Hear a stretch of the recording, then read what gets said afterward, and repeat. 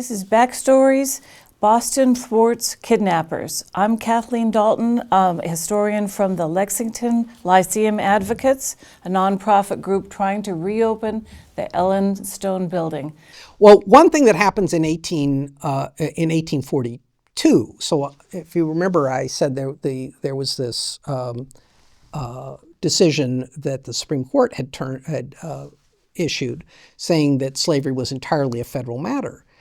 So that meant that the existing laws designed to prevent kidnapping were probably unconstitutional. So the state legislature, under huge public pressure, decided to write a new law that seemed to conform with the state Supreme Court ruling. And the new law said, and that's also because there had been a fugitive slave issue right there in 1842 that helped prompt this, what's called the Latimer case, a guy named George Latimer from Virginia. And that law, his case shows the limits of the 1793 law, because according to that law, the slaveholder, him or herself, had to come north and capture the person. So that was difficult. So how are they going to do that? Unless they had friends and a posse and guns, how are they going to do it? Well, what became a kind of standard practice is they would accuse the person of a crime, and then they would then the alleged enslaved slave would be arrested and held by the local authorities until they could go get one of these official warrants. So they'd be falsely accused of theft, for example. And that's what happened with George Latimer. He was being held by the sheriff of Suffolk County. But there were so many protests and outrage over the arrest of George Latimer that the sheriff said, I won't do this anymore. And I'm not going to hold him anymore, and released him. And as a result, it now became the guy who claimed him said it had to take him personally, and he couldn't do that. So he agreed to sell George Latimer. Wow. And so Latimer walked up being free. And that was actually significant because George Latimer's, historically significant. George Latimer's son later becomes a very well-known engineer who works with Thomas Edison. Wow. And I once, years ago, met that son's daughter, who was in her 90s. Those Latimer family, it became a prominent family, but it came from that moment in 1842. But also in response to that moment, the state passed the law saying, okay, local officials will not cooperate with the federal government. And that was important because at that point there was almost no federal bureaucracy to arrest fugitive slaves. So it made it really difficult to arrest fugitive slaves. So that's where things get really dicey, because the South knew this. And then in 1850, in response to this perceived problem, the Congress passes a new fugitive slave law, the Fugitive Slave Law of 18, which replaces the one of 1793. And by this point, the fugitive slave issue, which, as I said, had been largely ignored when the Constitution was ratified, had become a very big issue. And people in the North came to believe that if they could just, if they could accommodate the South on this issue, that would keep the South happy. And then they could move on, because what mattered to the North more was slavery in the West. So if they could keep slavery out of the West, but give the South this issue, then everybody would be happy. Because, America had conquered all this Western area, and in the Mexican War, especially of the mid-1840s, and we now had all this territory, California, and we wanted to keep slavery out. A lot of Northerners wanted to keep slavery out of that territory, which also meant keeping black people out of that territory, because they didn't want that either. And so that meant that was their top issue. But then so a lot of Northerners said, let's give the fugitive slave issue to the South. And so this law passes. And for the first time, it gets the federal government heavily involved in the fugitive slave issue. So one thing it does is that every federal court has a group of commissioners who work with it. And they were normally legal functionaries. They would stamp papers, they would fill out documents, they could do hearings, but they really weren't judges. They were paid fee for service. So the law said these people can now issue fugitive slave certificates. And so the abolitionists began calling them fugitive slave commissioners, anyone who agreed to do this. There was no such official office as fugitive slave commissioner, but now every court commissioner had the authority to do this. And there were 8 of them in Boston, for example, as I recall. Now, a few of them refused to do it, one of them being Charles Sumner. He would not make a good fugitive. No, he wouldn't. He said, I will not issue. But of course, fugitive slave commissioners could all be fired at will. So, if you were very public about this, you couldn't, you could be dismissed. He was a senator by then. No, he becomes a senator in 1851. Okay. Yeah. So so then the other thing they do is they say federal marshals can now arrest people for being fugitive slaves, which wasn't true before. So now federal marshals are all involved. And they said that federal marshals can call in a public posse of people to support them. That meant that any citizen could, in theory, be obliged to catch a fugitive slave. And then the process was simply they would be brought for what was considered a summary hearing before one of these commissioners, where their identity would be established, and the person who was brought before them was not allowed to testify, which actually had also been true of the 1793 law, but this was continued. And because there was, in theory, more paperwork involved, the commissioner would be paid somewhat more if they said this is a slave and not. Now, in theory, this was not the final adjudication. In theory, once the person was brought back south, there would be a trial under state law to determine whether this person was enslaved. Right. Pro forma. Pro forma, if it ever happened at all. And so the anti-slavery movement said this is unconstitutional not only because the federal government shouldn't do this, but also because this is a blatant violation of constitutional rights. Somebody could just walk in, claim somebody was an enslaved person, haul them before a commissioner. The commissioner could say, bang, you're an enslaved person, and they're gone, and they'd never get any other due process. So there's all kinds of due process problems with this. And defenders of the fugitive slave law said, no, this is just a pro forma hearing. They're going to get their full legal rights when they go back to the South. Right. So the one thing that the anti-slavery movement began doing is they began to try to turn these things into what was called a jury rigging for a ship. They would try to make up rigging and turn this into something that looked like a trial. Right. So they'd get a lawyer for the accused person. They'd submit testimony. They'd submit evidence as if it were actually a trial. But in legal terms, it was actually just supposed to be a pro forma hearing. But because of anti-slavery activism, these pro forma hearings sometimes dragged out for days.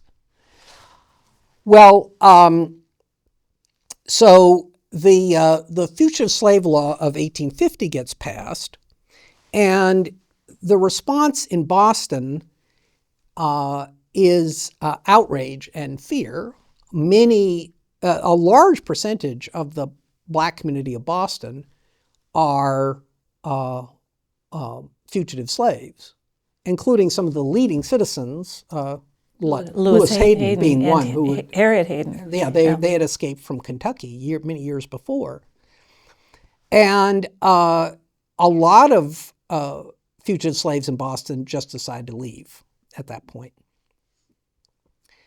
And the black community of Boston it began saying, well, we're going to arm ourselves, we're going to prepare for anything. We're not going to allow anyone to be taken. And the white community, led by Theodore Parker, this is my biography, Theodore Parker. Very good book.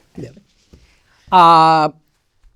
Decided to organize what was called a vigilance committee. Now it's an interesting thing because vigilance committees were not just a property of the anti-slavery movement. All kinds of people organized vigilance committees. And the idea of a vigilance committee is that it's supposed to enforce the law when, for whatever reason, the government is not enforcing it. So there were vigilance committees in San Francisco in the 1850s, and they lynched murderers and stuff like that.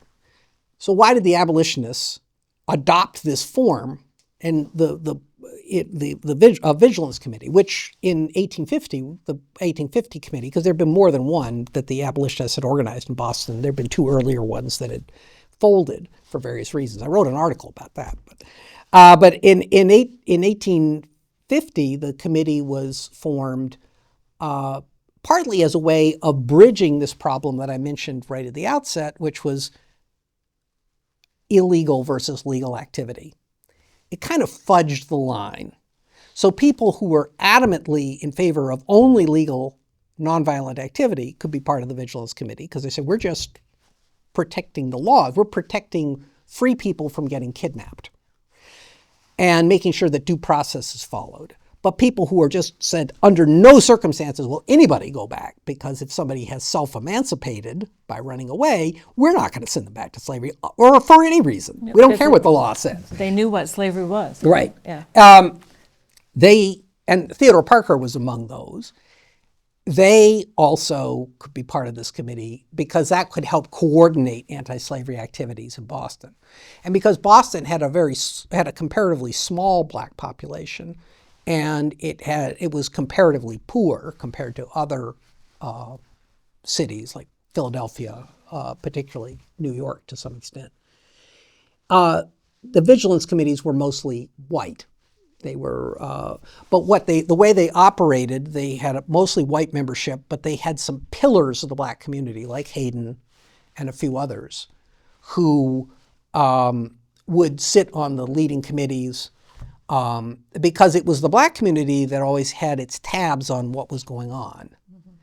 And there was one very prominent black leader named Leonard Grimes, who was pastor of the 12th Baptist Church in Boston, which had come to be known as the Fugitive Slave Church. And because of the number of fugitive slaves who worshiped there. He rather conspicuously did not join the Vigilance Committee, and he did not because he wanted to be as flexible as possible, I think. He didn't want...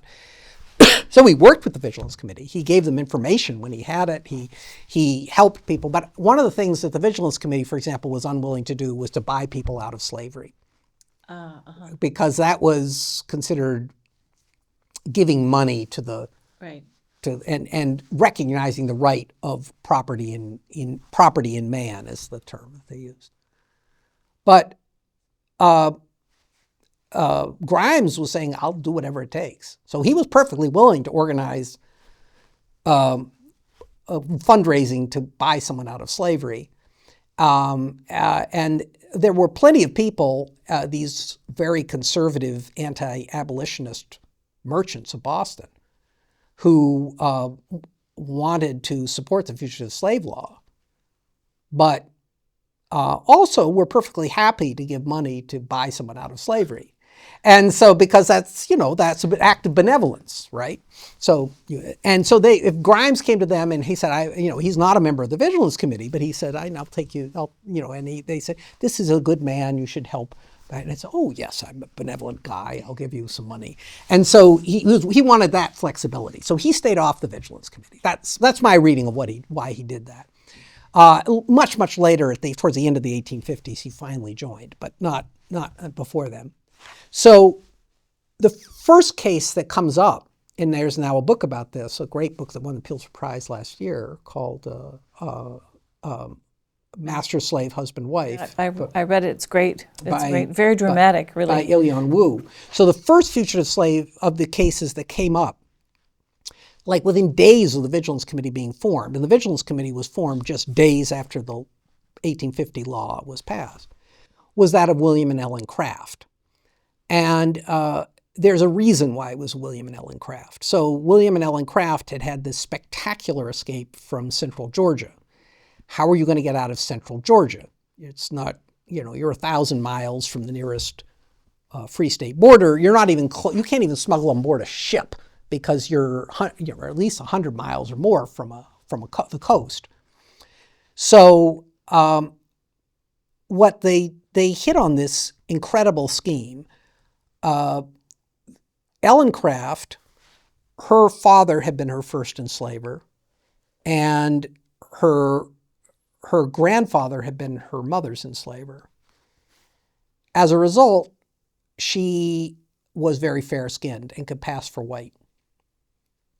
Her husband, William, who had also had his sister sold away from him and lost her, and had other problems in slavery. He was more dark-skinned. They were, in theory, privileged, quote-unquote, slaves, in that nobody was watching over them very closely. They lived in a town. And he was skilled, highly skilled. Yeah, he was a skilled carpenter. Right. And so basically, the guy who owned William said, you can go off, earn money, just give me like 90% of it at the end of the year. And so that's what he did. Ellen, meanwhile, was enslaved by her own half-sister, who gave her a little cabin to live outside the house. So there wasn't direct supervision over her. And she still had to work in the house and do other things. Well, they hit on this scheme that Ellen would pose as the master of William. But because single white women did not travel with male slaves in the South, she would pretend to be a man. And so they snuck off at night, and William did, and bought clothes, and Ellen was a seamstress, and she modified them. And she dressed as a man. They couldn't read or write because they hadn't been allowed to learn. So she bandaged her hands so that she pretended to suffer from rheumatism, and so she had on dark glasses, and she bandaged her face. And he pretended to be her nurse. And they were heading to Philadelphia for treatment. That was the argument. And they'd been able to save up some money because William had some money left over, right? Real shot in the dark. They take a leap. They don't know they can't read the train schedules, right? Ellen had done some traveling, so she knew with her enslavers, so she knew some of the route. But still, it was a leap in the dark that this would work. But it worked, and they got to Philadelphia. And as soon as they got to Philadelphia, the anti-slavery movement said, "This is an insane story. We love this story. You guys have to go on the lecture circuit." And go on. Oh, that's so dangerous. I know. Well, they said go to Boston, because if you go to Boston, they won't take you for Boston because Boston had an anti-slavery reputation. So you'll be safe there, and you can go on the lecture circuit, and you can help us out. And so within weeks of escaping slavery, they were on the lecture circuit under their own names. And so in the South, their enslaver knew who they were, knew where they were, because it was in the newspapers. And so when he decided to make them a test case. So he hires a local local guy who was known as, he was one of those guys, these brutal guys who make slavery work. In other words, if you felt kind of squeamish about whipping your own slave, you can hand it over to him. He'd do the whipping for you, right? And if you wanted to go catch somebody who'd run away, you'd pay him some money. He'd go take care of it, And you needed a whole bunch of these guys to really make the system work. And they were paid very well for this job. Anyway, he gets one of those guys, finds a guy who used to work with William, who could identify him officially, and sends them to Boston. And they arrive in Boston, and they initially take an assumed name.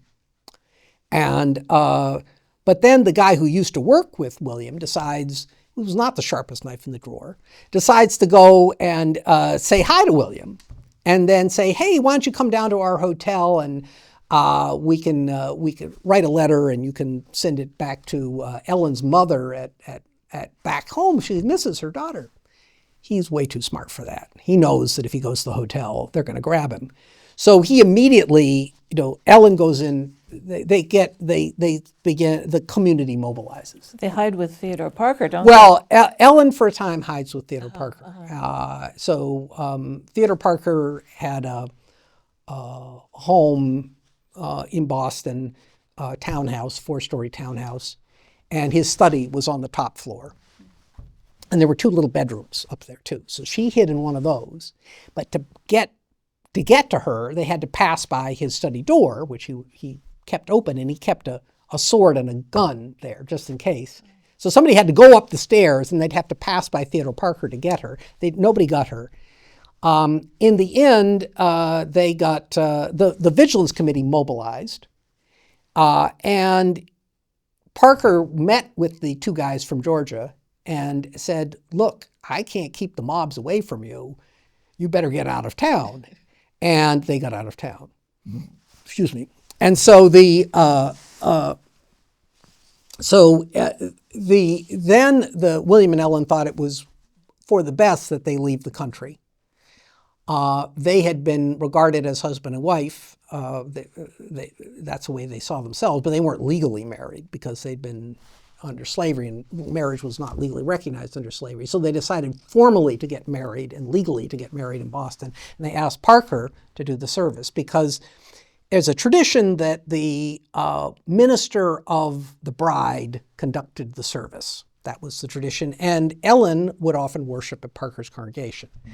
So, which was a very radical anti-slavery congregation. So, the stone building folks worshiped there, right. And they were always looking at what Theodore Parker did. Right. So he always called Ellen, my parishioner. So he conducted the service, and he did it at Lewis Hayden's house in Boston, where they were staying at that point. And he decided during the service that he would hand William a Bible and a big Bowie knife and say, you can use the Bible as a guide. And Parker had his own views about the Bible, which that's a different story. But use the Bible as a guide, but use this to protect your wife from enslavement. You have a duty to do this as your husband.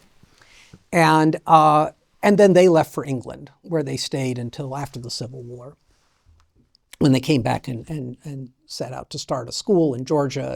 And they have, as Ilyan Wu has documented, they had a very distinguished family of children who went on and did important things. So that was the first case, and it was sort of a successful case, but everybody was improvising.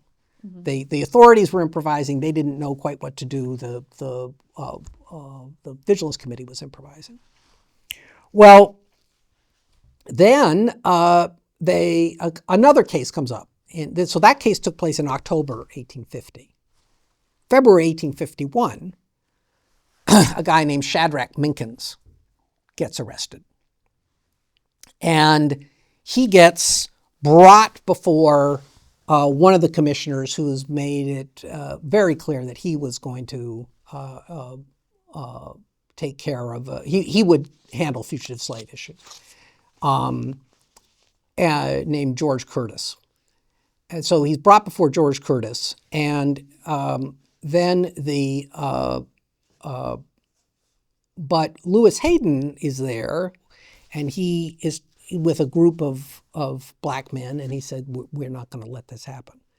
So what they do is they just burst into the courtroom, grab Shadrach Minkins, and haul him out and rush him away.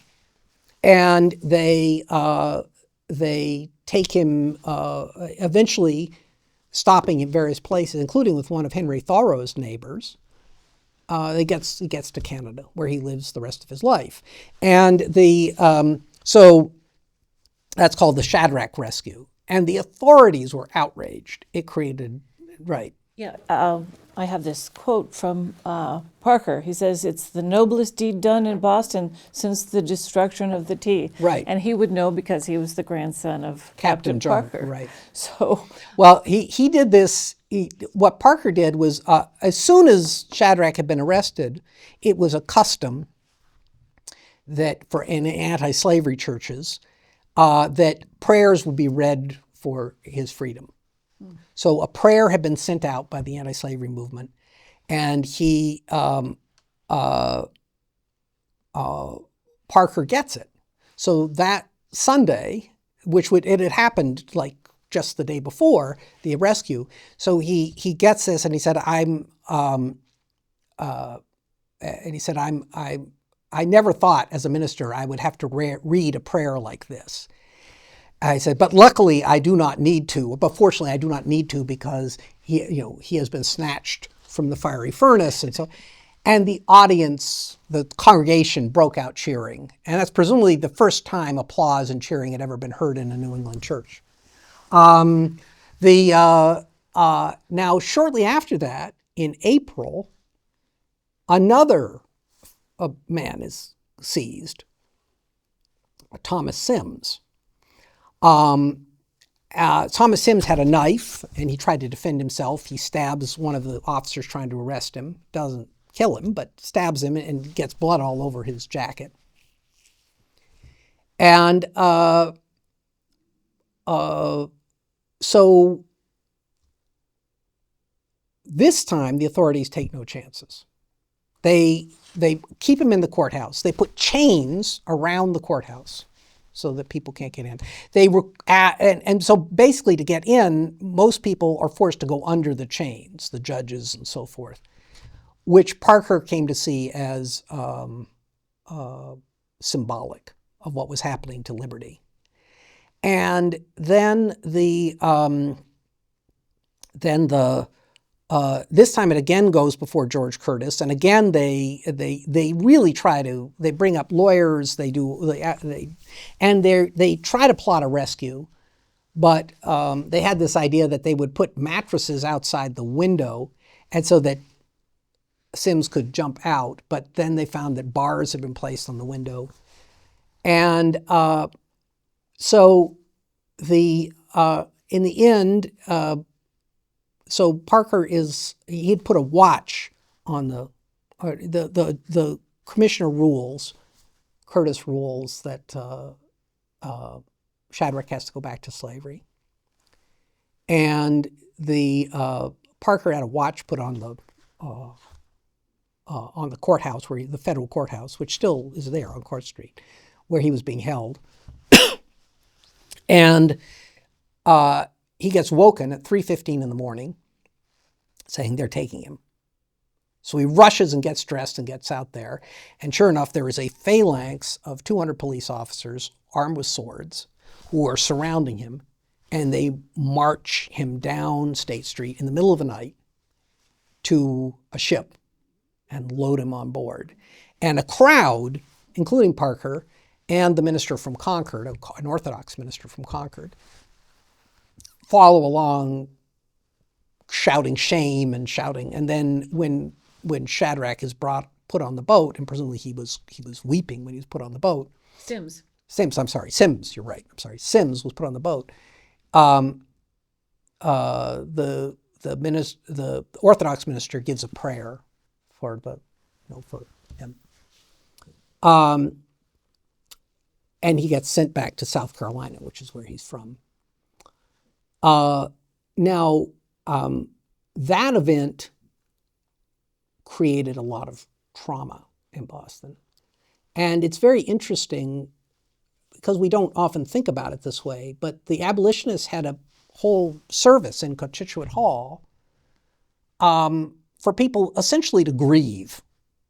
They had prayers and scripture readings, and because this was seen by them as just a tragedy and a failure. And it's in this context, by the way, that Theodore Parker wrote probably the most famous placard. Certainly it's been most widely reprinted. This placard, "Caution Colored People of Boston, one and all." It was in the aftermath of the return of Sims that Parker wrote, who wrote a lot of these posters because one of the ways the Vigilance Committee communicated with the public was that they had placards printed, usually by a black printer in Boston, and they would be plastered all over the city. And this was one of them. And it says, "You are hereby respectfully cautioned and advised to avoid conversing with the watchmen and police officers of Boston, since they are kidnappers and slave catchers. They have already actually been employed in kidnapping, catching, and keeping slaves. Therefore, if you value your liberty and the welfare of the fugitives among you, shun them in every possible manner, so as so many hounds on the track of the most unfortunate of your race. Keep a sharp lookout for kidnappers and have the top eye open." That was a popular expression of the day, that if you were asleep, you'd keep one eye open. Anyway, the idea there, I mean, he didn't really need to say that to the black community. I think he was, and I think he knew that. He's telling that to the white community. He's telling them to be ashamed. That's my reading of this poster. But this poster has become quite famous. And in fact, Ta-Nehisi Coates, in his book Between the World and Me, if you look on the back cover, underneath the writing there, this poster is on the back cover. So after the Sims rendition, and it was actually just weeks after the Sims rendition that Charles Sumner was officially elected senator from Massachusetts. Because what had happened in his case is that there had been a stalemate in the state legislature. At that time, senators were elected by the state legislature, and the state legislature was stalemated over who to elect, partly because there was now three parties operating in Massachusetts, Democrats, Whigs, and Free Soilers. And the Free Soilers had made a deal with the Democrats and essentially said that because the Whigs were really gung-ho on the fugitive slave law, so were the Democrats nationally. But locally, they said, well, we'll cut a deal with you. Locally, we'll elect your governor if you elect Sumner, our guy, senator. And the Democrats said, sure, we'll do that. Because at that time, Massachusetts, in the popular vote, if you didn't win a majority, it had to go to the state legislature. So nobody won a majority for governor. So they cut this deal. But then a group of Democrats said, no way, we're going to vote for Charles Sumner. He's this radical abolitionist. And so it got stalemated for months until finally the stalemate was broken and he was elected and launched his illustrious career as an anti-slavery and then pro-civil rights senator. But anyway, so that had happened in 1851. Parker kept the shirt that Sims wore, or his jacket, covered with blood.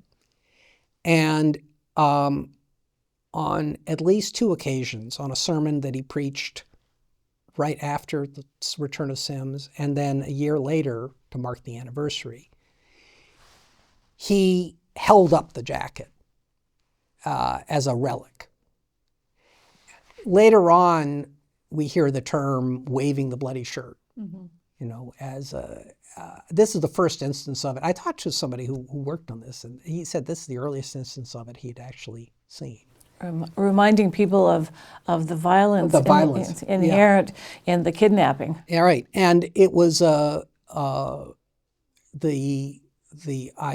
later on it came to be a term after the Civil War for reminding Northerners of the suffering of Union troops in the South when there was efforts to try to appease the South, roll back the laws, the civil rights laws. But I should say, there's there's a more to the Sims story. A lot of abolitionists assumed that Sims was whipped to death as soon as he got down to Charleston, but that actually didn't happen. Instead, he was sold. So he was sold to Mississippi. And he stayed in Mississippi for years and eventually found his way to Vicksburg. And during the Civil War, Ulysses Grant's army comes down and lays siege to Vicksburg. And during the siege, Sims makes his second getaway and gets behind Union lines. There he's introduced to Grant, and Grant sends him back to Boston. So he arrives back in Boston, and he's there in time to see, well, what happens is by that point, the Emancipation Proclamation has been done. Black troops have been allowed in the Emancipation Proclamation to join the U.S. Army. They'd been forbidden before then. So Massachusetts organizes the famous 54th Regiment under Robert Gould Shaw, and they have their parade through Boston. And they make a point to march down State Street, which is the same street that Sims had been marched down, and later Anthony Burns. I'll say a little bit about Anthony Burns in a minute, but they marched down. So Sims is standing there, and he sees the parade march by over the site where he had been marched back to slavery. He sees the black troops marching to go south. Anyway, that's another story. But for a while there is there are no federal cases. But then another big case happens in 1854, May 1854. And several things make this a particularly explosive case. One was just local. Every spring, they had what was called Anniversary Week in Boston. And so all the benevolent societies and churches would come in for their annual meetings. The hotels were packed. It was a very exciting time. And right in the midst of this, a fugitive slave is arrested. Okay, so Boston is buzzing, and all the abolitionists are in town for the anti-slavery meetings. So that's one thing. Second thing, and this is even bigger, Congress has just enacted the Kansas-Nebraska Act. Bad news. Right. So the Kansas-Nebraska Act, up until that point, most Northerners believed that slavery had been excluded by federal law, from most of the territories of the West. The Kansas-Nebraska Act says that, no, we'll let each territory decide for itself, which in theory opened the whole West to slavery. And a lot of people had supported the fugitive slave law on the grounds that this will make the South happy. If we pass this law, then things will be settled. We'll be at peace with the South. It'll save the Union. This was a big argument. Now all that's out the window. So the whole political argument in favor of the fugitive slave law evaporates overnight. And now a guy's arrested. The result is an explosion in Boston. And again, they make a concerted effort to try to rescue him.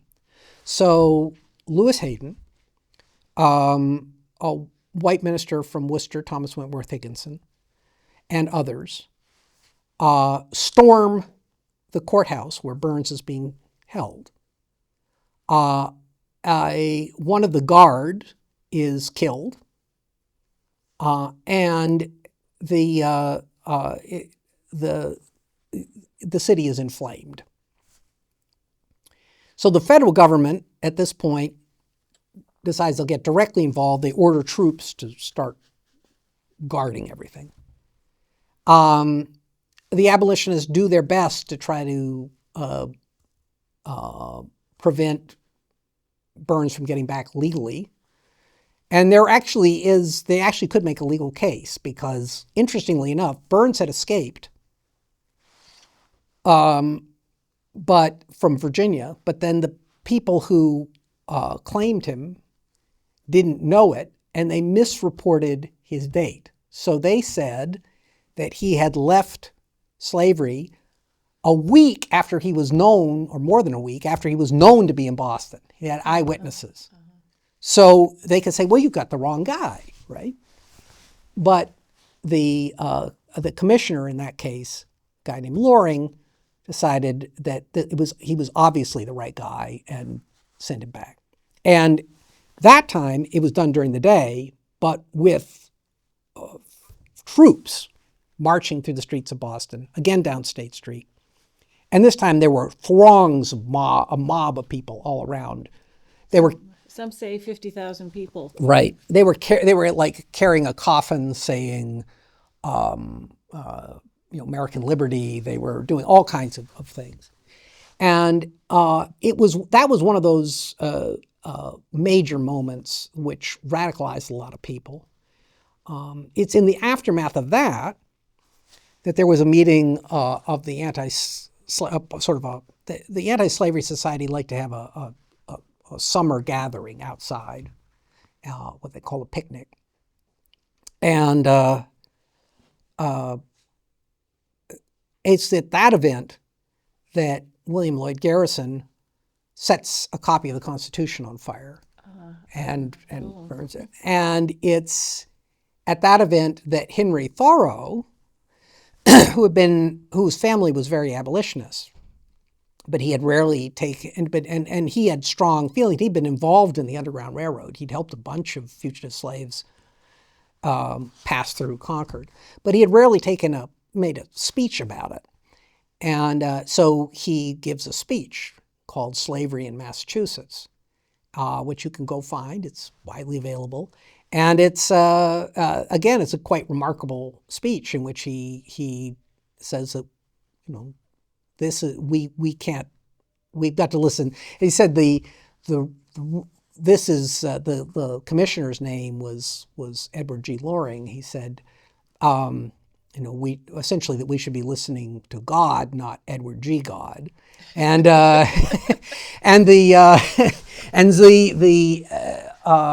so it's he's about as firm a statement of the higher law ruling as you could have. Parker is saying much the same thing, and here you see some different modes of response. What do you do when the government is doing illegal things, so Thoreau gives the answer really for how you as an individual respond.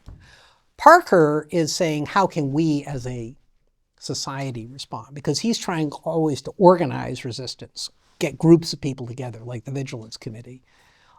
He gets involved in political matters. He does all these other things. So you would go to their writings for different questions. Both are valid questions, but so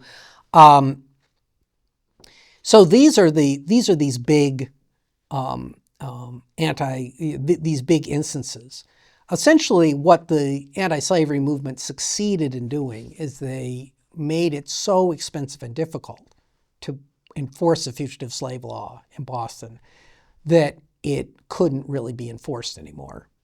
And this did not mean that fugitive slaves were entirely free from being kidnapped, or that was still a threat.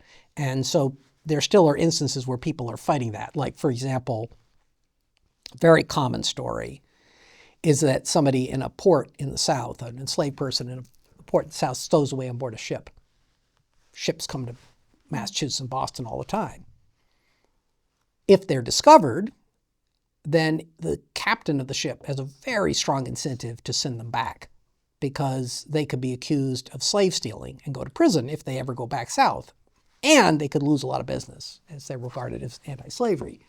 So even though they might not have the legal authority to do so, they would try to hold the person. That was the usual response. And so there were still instances of that happening, and the anti-slavery people really tried to be on top of that. They even, the Vigilance Committee even helped buy a boat to go into Boston Harbor, run by an anti-slavery sea captain named Bierce. And interestingly enough, the boat was called the Moby Dick. And they would, and he got a lot of people off ships in Boston Harbor. But so that kind of thing continued on. But the This is the climax of the Kidnappers' Right. dominion. Right. It showed resistance could stop kidnappers. Right. So we should stop soon. Right, okay. Which is this is great though, and I really appreciate it. What should we conclude with in terms of what lessons do we learn from Theodore Parker and the slave catchers? Well, people say history doesn't repeat itself, but it rhymes, right? And so it's very hard, at least for me, to see stories like we've been reading of people being snatched off the street by on the grounds that on whatever grounds, not legal grounds by most people's standards, or not up until this point considered legal grounds, and deported, or sometimes even American citizens being sent out of the country. I mean, legally you can't deport an American citizen, but they're being sent as if they weren't American citizens and were being deported. To see that and not see parallels to what was going on with fugitive slaves. And the responses that the abolitionist movement had of legal resistance, trying to fight in every way possible, trying to think ahead, trying to stay on top of what's going on the street, as well as just getting in the way, are things that are being tried now.